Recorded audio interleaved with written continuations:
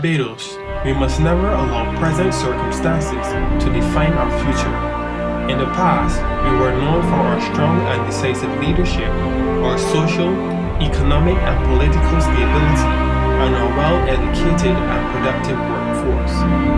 Who we become will depend on the vision and focus we have. These series of videos will challenge us as a people to dig deep within and find our purpose. We are Refocusing Barbados. Hello, this is Matt once again, and we are Refocusing Barbados. I apologize for the long break that we have had, and we're back. That's the important thing, we're back. In that time I became ill, very ill, and I was hospitalized for 6 days. And during my period of hospitalization, I began to wonder, as I looked at my condition, knowing that I was not the most seriously ill person in Barbados, and that there were people in Barbados who are a lot more sick than I was at the time, and knowing that sometimes when you think you have it bad, there's always somebody else who's doing a lot worse than you are. But I began to think about all those persons out there who are experiencing real poor health for whatever reason, and those persons who have to go to the QUH for health care. And when I looked at my bill, yes, I could have afforded to pay for my my health care, but the fact remains that there are people in this country, many people in this country, who cannot afford their health care, and they're very ill, and they have to go to the QUH, which is the major health institution in this country. And they go there with the belief that they will be taken care of, only to find that there are no drugs, there's not the availability of the care that they really need. And I started to feel very unhappy about this situation.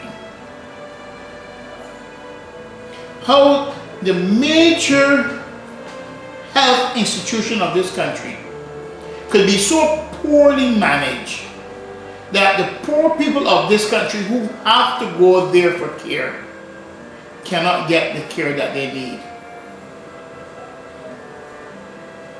How is it that we have a government that when we look at them, they resemble us, but yet still there seem not to be the thought of providing for this institution sufficiently enough that the people who go there who are poor, who rely on this institution, can receive the level of care that they need. And yet still, nurses are not having their contracts renewed. And this will also add to the problem. The delivery of health care is a major concern to me and to a lot of people. And Barbadians are talking about this. The long wait at the QEH, what happens to them. One of my friends went there for surgery, and he developed an infection. He had a rough time. He stayed in the hospital for a very long time. And one of the problems that he encountered when he was there was that there were no drugs to treat him. asking myself, what kind of people could we be to reach this stage, to know that we are here, and yet still we feel comfortable to accept it? Why are we accepting this? What does it say about us? And I come back to something that I have spoken on before. This country is in serious need of reform. There seems to be no conceptualization of a Barbados that will work for all of us. And too many people are falling through the cracks. Let's look at education.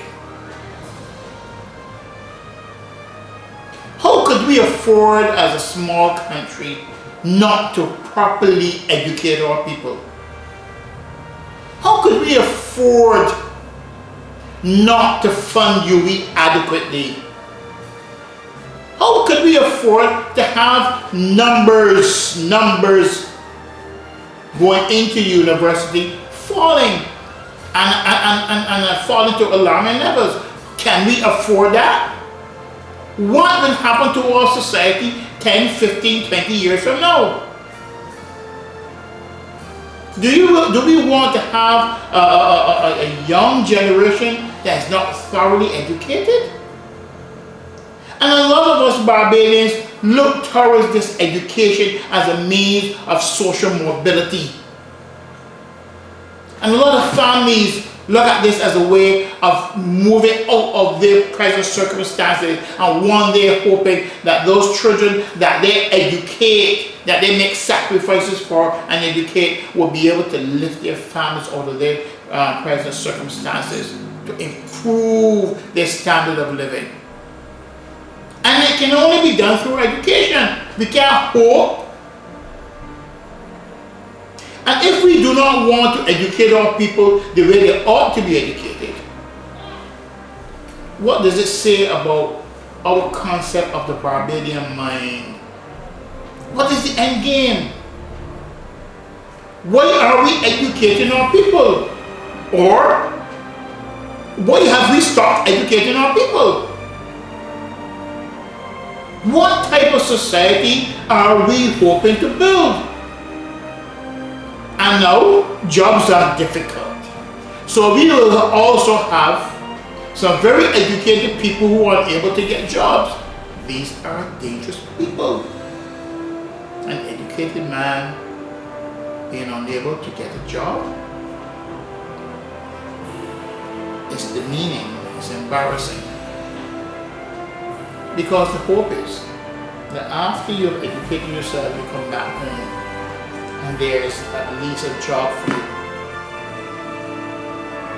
And if we do not deal with national reform very, very swiftly, the disintegration of our society, it will be certain.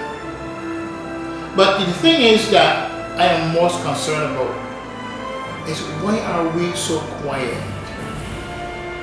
And when I think about how quiet we are, I am wondering if we have accepted our circumstances. Have we accepted that we can't do better? And if we say to ourselves we can't do better, we are actually saying to ourselves we are very content with very little. Can we afford to be here? I would like you to join us on our Facebook page and engage us. We want to continue this conversation. Thank you very much.